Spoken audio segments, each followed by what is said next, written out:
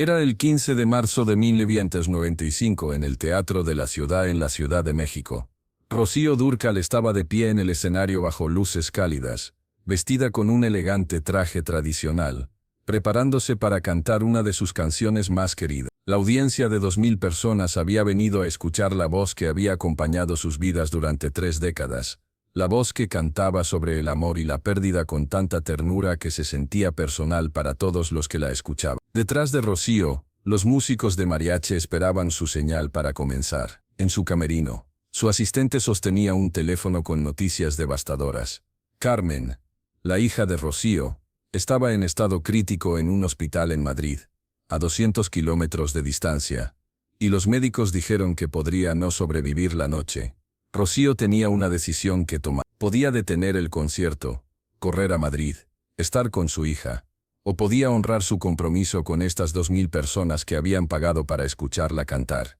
Ella eligió cantar. Lo que sucedió en los siguientes 4 minutos, mientras Rocío interpretaba una canción sobre el amor eterno, mientras su hija estaba muriendo, se convirtió en el momento más emocionalmente poderoso de su carrera de 50 años. Esta no es una historia sobre música o actuación o incluso sobre profesionalismo.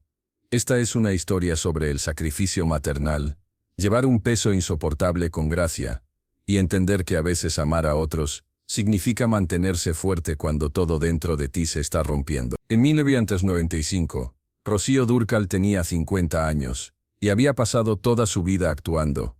Había comenzado como actriz infantil en España, se había convertido en una estrella de cine querida en su adolescencia, y se había transformado en una de las voces más importantes de la música en España. Su carrera la había llevado de Madrid a México, donde había encontrado su verdadero hogar artístico cantando rancheras, esas canciones mexicanas profundamente emocionales sobre el amor, la pérdida y la añoranza. Para el mundo hispanohablante, Rocío no era solo una cantante. Era familia. Su voz había estado presente en bodas y funerales, celebraciones y desamores, acompañando a las personas a través de cada momento importante de sus vidas. Pero esa voz tan tierna al cantar para millones, pertenecía a una mujer que también era madre. Rocío tenía 3 hijos, y ser madre le importaba tanto como ser intérprete. Había intentado equilibrar ambos roles durante décadas, actuando alrededor del mundo mientras criaba a su familia, perdiendo eventos escolares para honrar compromisos de conciertos, eligiendo entre obligaciones profesionales y presencia maternal, cientos de veces.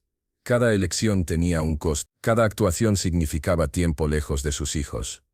Y en esta noche de marzo de 1995, ese costo se estaba volviendo insoportable. Carmen, la hija menor de Rocío, había estado enferma durante semanas. Lo que comenzó como una enfermedad rutinaria se había vuelto grave, luego crítica. Los médicos en Madrid la estaban monitoreando cuidadosamente. Pero Rocío tenía una gira de conciertos programada, contratos firmados, personas que dependían de ella. Carmen había insistido en que su madre continuara la gira. «Estaré bien, mamá. Ve a cantar. La gente necesita escucharte». Rocío había dejado Madrid con reticencia, llamando diariamente, recibiendo garantías de que Carmen estaba estable. El concierto en la Ciudad de México debía ser rutinario, otra actuación en una carrera llena de miles de ellas. Entonces, 30 minutos antes de que estuviera programada para subir al escenario, la asistente de Rocío había tocado la puerta de su camerino. La expresión en su rostro le dijo todo a Rocío antes de que se pronunciaran las palabras. «Es Carmen. El hospital llamó. Ha empeorado. Ellos no creen. Dijeron que si quieres despedirte, necesitas venir ahora». La habitación, cálida momentos antes, se volvió fría. Rocío se sentó lentamente, procesando información que ninguna madre debería tener que procesar. Pero afuera del camerino, 2000 personas estaban tomando sus asientos. El teatro estaba lleno. Muchos habían viajado horas para estar allí. Algunos habían ahorrado dinero durante meses para comprar boleto. Habían traído a sus familias, sus hijos, queriendo compartir la voz de Rocío con las personas que amaban. Cancelar los decepcionaría, pero más que eso, los preocuparía. Rocío era amada. Si cancelaba repentinamente, los rumores se extenderían. La gente asumiría que había pasado algo terrible. Y había pasado algo terrible. Pero era privado, sagrado, no para consumo público. La asistente de Rocío esperaba instrucciones. ¿Quieres que cancele? Le diré al teatro que hay una emergencia familiar. Lo entenderá. Rocío miró a su asistente, luego a las flores que los fans habían enviado a su camerino, luego a la foto de Carmen que guardaba en su estuche de maquillaje. ¿Puedo comunicarme con Madrid por teléfono durante el concierto? Sí, mantendré la línea abierta. El hospital prometió actualizarnos inmediatamente, sí. La asistente no pudo terminar la frase. Entonces actuaré, dijo Rocío en voz baja. Carmen querría que lo hiciera. Ella siempre dijo que el público merece lo mejor de nosotros. Les daré eso. Pero en el momento en que termine el concierto, nos vamos a Madrid. Ten el avión listo. La decisión estaba tomada. Rocío cantaría mientras su hija estaba muriendo. Se pararía en el escenario e interpretaría canciones sobre el amor y la pérdida, sabiendo que la pérdida sobre la que cantaba se estaba volviendo real en una habitación de hospital, a 200 kilómetros de distancia. Le daría a estas 2000 personas la velada por la que habían pagado, el consuelo que habían venido buscando, mientras por dentro se estaba desmoronando. La asistente se fue para hacer los arreglos. Rocío se sentó sola en su camerino, mirando la foto de Carmen, pidiendo a Dios fuerza que no sentía, preparándose para caminar al escenario y fingir que todo estaba bien cuando nada estaba bien. Las luces se atenuaron en el teatro. El público se quedó en silencio con anticipación. Rocío tomó un respiro, alisó su vestido, revisó su maquillaje una última vez y caminó hacia el escenario. Cada paso se sentía imposible. Cada movimiento requería fuerza de voluntad, que tenía que invocar de reservas que no sabía que existían. Entonces escuchó el aplauso, cálido y entusiasta. 2000 personas expresando su amor por ella. Ella entró en la luz y vio sus rostros, tan felices de estar allí, tan listos para recibir lo que ella les daría. No podía dejarles saber, no podía dejar que su agonía privada se convirtiera en su carga. Así que sonrió, no una sonrisa completa pero suficiente, y levantó el micrófono. El concierto procedió a través de su primera mitad. Rocío cantó las canciones que la gente amaba, entregó la actuación que esperaba. Su voz era hermosa como siempre, controlada y tierna, pero los músicos detrás de ella notaron algo. Ella estaba conteniendo las lágrimas.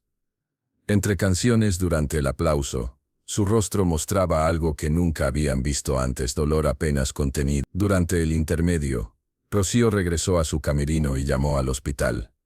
El estado de Carmen estaba deteriorándose. Los médicos estaban haciendo todo lo posible, pero Carmen estaba pidiendo por su madre. Dile que la amo, dijo Rocío al teléfono. Su voz quebrada. Dile que estaré allí pronto. Dile que me espere. La segunda mitad del concierto comenzó. Rocío regresó al escenario, y el público notó inmediatamente que algo había cambiado. Su voz todavía era hermosa, pero había un peso en ella ahora, una emoción que iba más allá de la actuación. Cantó canciones sobre la añoranza y la distancia, sobre el amor que trasciende. Mientras el mariachi comenzaba a tocar, Rocío cerró los ojos. El primer verso hablaba de distancia y añoranza, de amor que sobrevive a pesar de la separación. Su voz era firme pero frágil, como vidrio bajo presión que podría romperse, pero de alguna manera se mantiene. El público se inclinó hacia adelante, sintiendo algo inusual, algo real sucediendo. Entre el primer y segundo verso, había un interludio musical. En ese momento de silencio, antes de que tuviera que cantar nuevamente, Rocío respiró. Ese respiro llevaba todo: miedo, amor, desesperación, oración. El público lo escuchó como timing musical. Era en realidad una madre reuniendo fuerza para continuar, cuando cada instinto gritaba que se detuviera, que corriera, que estuviera con su hija moribunda. El segundo verso comenzó. Rocío cantó sobre un alma que parte, pero el amor que permanece, sobre la conexión que trasciende la presencia física. Su voz se quebró ligeramente en una palabra, solo por un momento, antes de que la controlara y continuó. Esa pequeña ruptura en su técnica perfecta reveló al ser humano debajo de la intérprete. La madre cantando a través del dolor insoportable. Algunas personas en el público comenzaron a llorar, sin entender por qué esta actuación en particular los estaba afectando tan profundamente, sabiendo solo que la voz de Rocío estaba llevando algo que nunca habían escuchado antes. Mientras la canción se acercaba a su conclusión, la letra hablaba de despedirse, mientras se prometía presencia eterna. Los ojos de Rocío estaban cerrados, lágrimas visibles en sus mejillas ahora, pero todavía estaba cantando, todavía dando al público todo por lo que habían venido. La nota final se sostuvo más tiempo de lo usual, sostenida con control perfecto a pesar de todo, una demostración de voluntad que iba más allá de la disciplina artística hacia la determinación maternal. Cuando la nota finalmente terminó, hubo silencio.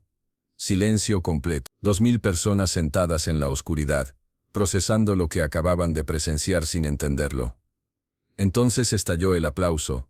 No el aplauso entusiasta usual, sino algo más profundo, más reverente. La gente se estaba poniendo de pie, muchos llorando, todos sintiendo que habían experimentado algo profundo, incluso si no podían nombrar qué era. Rocío abrió los ojos, los miró con tanta gratitud y tanta tristeza. Hizo una ligera reverencia, y dejó el escenario. No regresó para un encore. El público entendió de alguna manera que ella había dado todo lo que tenía para dar, que nada más podía pedirse. En su camerino, Rocío colapsó. La asistente estaba esperando con el teléfono. «Carmen», preguntó Rocío, su voz quebrándose completamente ahora que la actuación había terminado. El rostro de la asistente mostró la respuesta antes de que vinieran las palabras. «Se fue. Hace 10 minutos. Los doctores dijeron que se fue pacíficamente. Estuvo pidiendo por ti hasta el fin». El dolor de Rocío, contenido durante todo el concierto, se liberó completamente. Ella lloró con el dolor crudo de una madre que había elegido el deber sobre la presencia, que había cantado mientras su hija moría, que había hecho la elección imposible que el amor maternal a veces exige. El público que salía del teatro esa noche no sabía lo que había pasado. Sabían solo que habían presenciado algo extraordinario, que la actuación de Rocío los había tocado de maneras que no podían explicar, que su voz había llevado emoción más allá de lo que cualquier ensayo o técnica podría crear. En días la noticia se extendió a través de la comunidad musical. Rocío Dúrcal había cantado un concierto completo, mientras su hija estaba muriendo. Había elegido honrar su compromiso con el público mientras su corazón se estaba rompiendo. Algunos criticaron esa elección, llamándola prioridades mal colocadas. Pero la mayoría entendió algo más profundo. Este era el sacrificio maternal de un tipo diferente. Carmen había querido que su madre cantara. El público merecía la velada por la que habían venido. Y Rocío, en circunstancias imposibles, había encontrado fuerza para darle a ambos, a su hija y a su público, lo que necesitaba.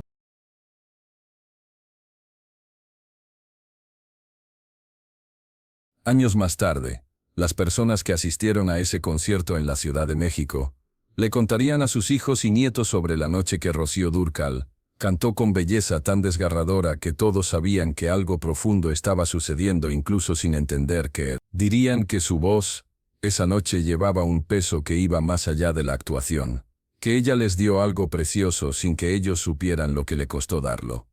La grabación de ese concierto existe en archivos pero nunca fue lanzada comercialmente.